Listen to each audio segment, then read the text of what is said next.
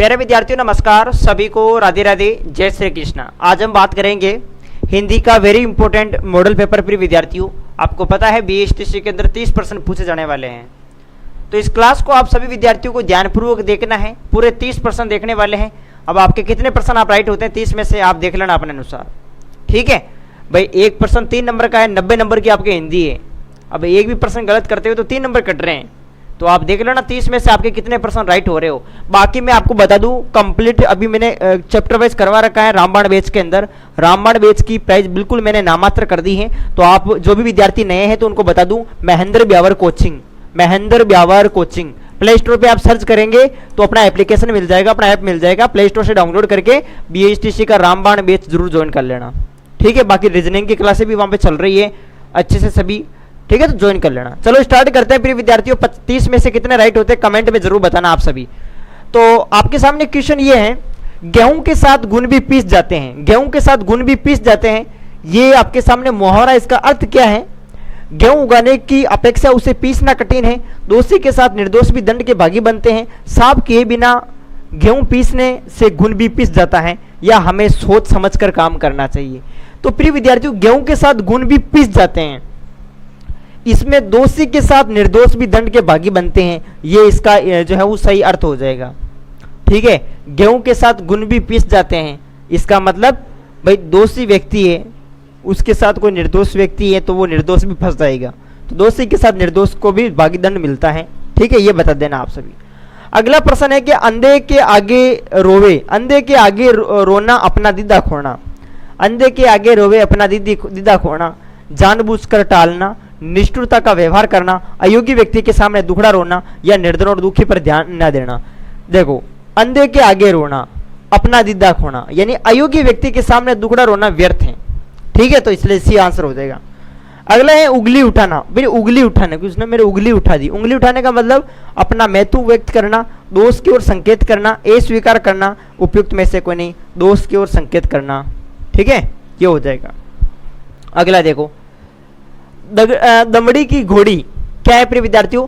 दमड़ी की घोड़ी 6 पसेरी दाना, दमड़ी की घोड़ी 6 पसेरी दाना, व्यर्थ के काम में अधिक खर्च, आय व्यय बराबर, हैसियत से अधिक खर्च, मामूली घोड़े को ज्यादा दाना खिलाना।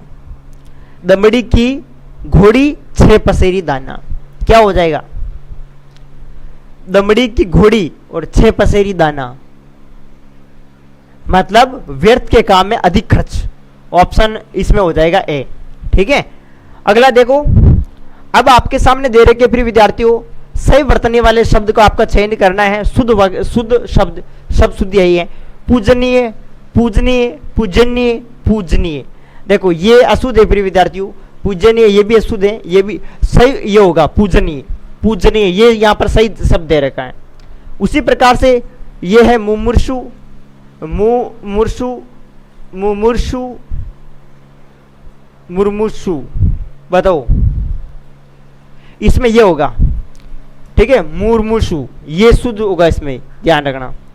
उपकार को ना मानने वाला, इसके लिए एक शब्द आया है कृतज्ञ, अनुग्रहित, कृतज्ञन, उपकृत, ये हो जाएगा आपके सामने कृतज्ञन, ठीक है।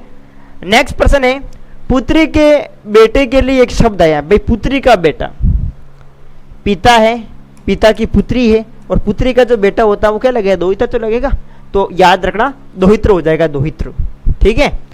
आग लगते पौत्र, पौत्र प्रिय विद्यार्थियों बेटा होगा, जैसे मान लो पिता के बेटे का लड़का वो होगा पौत्र, ठीक है। बेटा यानी पापा की पुत्री का बेटा जो होगा वो दोहित्र होगा। आग लगते झोपड़े, आग लगते झोपड़ा जो निकले सो भाप, लोकोक्ति का अर्थ क्या है? आग लगनते झोपड़ा जो निकले सो भाप, आग लगने पर सब नष्ट हो जाता है, नुकसान हो जाए तो बड़ा कष्ट होता है, नुकसान होते होते जो कुछ बच जाए वही बहुत है। हाँ ये सही है, ठीक है। आग लगनते झोपड़ा जो निकले सो भाप, यानी जो बचे वही ठीक है, नुकसान होते होते जो कुछ भी हमारे सामने बच जाता है वही बहुत है, ठीक है। नेक्स्ट आगे देखो, निम्न में से कौन सा शब्द उन्नति का पर्यायवाची है? उन्नति का पर्यायवाची है उत्थान, समृद्धि, प्रगति, वृद्धि। भाई उन्नति मतलब प्रगति की बात हो रही, उन्नति कर रहा है, प्रगति कर रहा है। कई बार हम कहते हैं ना वो तो उन्नति कर रहा है, प्रगति कर रहा है, ठीक है, उन्नति मतलब विकास कर रहा है, तो यहाँ पर हो जाएगा। आकाश का पर्यायवाची शब्द नहीं है। गगन, गगन आकाश का है। व्योम, अंबर, ये सब आकाश के हैं, लेकिन वही ये आकाश का नहीं है। निम्न में से अनुरक्त शब्द का विलोम शब्द है। अनुरक्त है विरक्त। अनुरक्त का क्या हो जाएगा? अनुरक्त का हो जाएगा विरक्त। अनुरक्त मतलब प्रेम, विरक्त मतलब प्रेमहीन। ठीक है।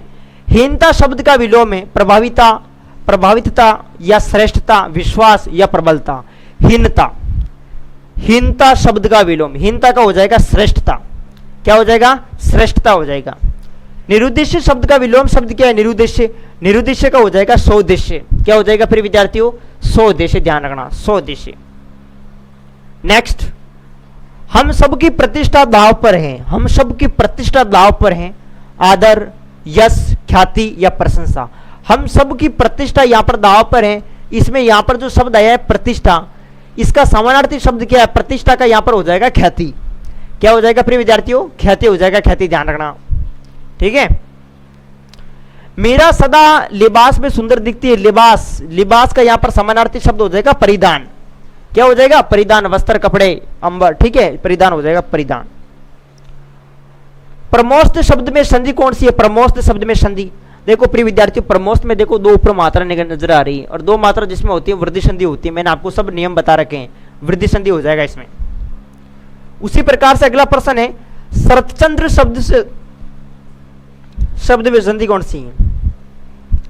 शरतचंद्र स्वर, अयादि, विसर्ग, व्यंजन, यण, इसमें हो जाएगी प्रिय विद्यार्थियों व्यंजन संधि। ठीक है, शरतचंद्र शब्द में यहां पर व्यंजन संधि हो जाएगी। स्वल्प शब्द में संधि सु प्लस अल्प, इसमें कौन सी होगी? इसमें होगी यण संधि। कौन सी होगी? यण संधि होगी, यण। रेखांकित पद में कौन सा समास है? नाथ दशानन कर में भ्राता। दशानन, 10 आनन है जिसके, अर्थात कौन? रावण। 10 है जिसके मुख, अर्थात कौन? रावण। तो यहां पर दो पद मिलकर तीसरे की इशारा करते हैं, वहां पर बहुवीर्य समास होता है। लेकिन यहां पर दशानन में 10 भी आ रहा है, 10 संख्यावाचक हुआ, इसका मतलब द्विगु समास भी है। तो क्या करें? द्विगु करे या बहुवीर्य करे? आप दोनों में से किसी को एक कर देना, लेकिन ध्यान रखे सॉरी, देखो यहां पर द्विगु समास भी है, बहुवीर्य समास भी है। अगर ऐसी स्थिति में आपको द्विगु भी है, बहुवीर्य भी ऑप्शन में दे रखा है, तो आप इस स्थिति में बहुवीर्य आंसर चूज करें। ठीक है। रेखांकित पद में कौन सा समास है? ईश्वर चिंतन से परमानंद की प्राप्ति होती है। परमानंद की प्राप्ति होती है, परम आनंद है जो, यहां पर ईश्वर चिंतन से परमानंद की प्राप्ति होती है। ये कर्म है, इसमें कर्मधारी समास होगा, बिल्कुल कर्मधारी समास होगा इसमें। ठीक है, बी कर देना आप सभी। नेक्स्ट प्रश्न देखो, निम्न में से किस शब्द में आई प्रत्यय नहीं है?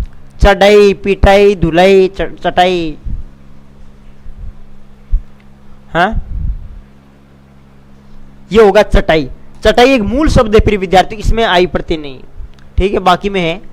पितृ शब्द में इक प्रत्यय लगाने पर शुद्ध रूप जो है वो क्या बनेगा? पितृ शब्द क्या बनेगा बताओ? पैतृक नहीं बनेगा, पैतृक, पैतृक, पौत्रिक, क्या बनेगा? पैतृक होगा, पैतृक, पैतृक, डी हो जाएगा इसमें, डी। क्या हो जाएगा? पैतृक हो जाएगा, ध्यान रखना। नेक्स्ट, मुझे विश्वास है कि आप अवश्य आएंगे। निम्न में से कौन सा वाक्य है? मुझे विश्वास है कि आप अवश्य आएंगे। यहां पर आया कि, ये मिश्र वाक्य है प्रिय विद्यार्थी। मुझे विश्वास है आप अवश्य आएंगे, दो वाक्य जुड़ रहे हैं, मिश्र वाक्य। ये सरल वाक्य, संयुक्त वाक्य, मिश्र वाक्य मैंने सब रामबाण वेद के अंदर अच्छे से करवा रखा है वाक्य को। ठीक है। युद्ध करने की इच्छा वाला, बाकी देखो नियम भी बता रखे हैं मैंने, नियम भी बता रखे हैं, आप एक बार देख लेना।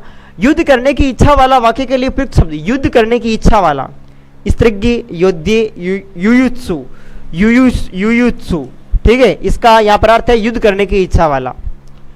इतवार का तत्सम रूप क्या होगा? इतवार, इतवार, इतवार का तत्सम रूप क्या होगा? रविवार, आदित्यवार, एतवार, कोई नहीं, वैसे रविवार ही है, लेकिन तत्सम इसमें सही होगा आदित्यवार, ऑप्शन बी हो जाएगा। कोक शब्द का तत्सम रूप क्या होगा? कोक, इसका मतलब कोक तद्भव शब्द है, इसका तत्सम रूप क्या होगा? इसका होगा को ख, इसमें ख आ रहा है, देखते पता चल रहा है तद्भव शब्द है, हिंदी वाला शब्द है। कुक्ष होगा, अक्षय जिसमें हो ना अक्षय, वो तत्सम शब्द होता है, कुक्ष हो जाएगा भाई, कुक्ष को का।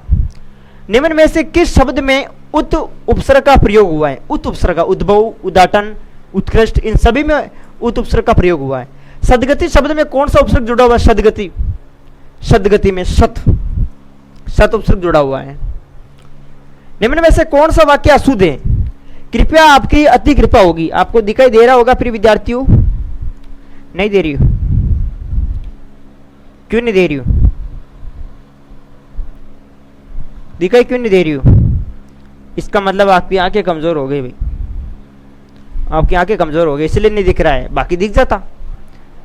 कृपया आपकी अति कृपा होगी, कौन सा वाक्य अशुद्ध है? हम अपने घर पर चले जाएंगे, ये सही है, शुद्ध वाक्य है। आशा है आप सकुशल होंगे, सही है। कृपया आपकी अति कृपा होगी, अब यहां पर कृपया और कृपा ये दोनों आ गए, तो ये दोनों को नहीं आना चाहिए था, किसी एक को आना चाहिए था, इसीलिए गलत होगा। शुद्ध इसका रूप होगा आपकी अति कृपा होगी, आपकी अति कृपया लगाने की कोई आवश्यकता नहीं है, आपकी अति कृपा होगी, ये शुद्ध होगा। ऑप्शन ए हो जाएगा इसमें। ये पूरे थे आपके सामने हिंदी के प्रिय विद्यार्थियों, पूरे 30%। कितने परसेंट राइट हुए कमेंट में आप जरूर बताना, ठीक है विद्यार्थियों? आप सभी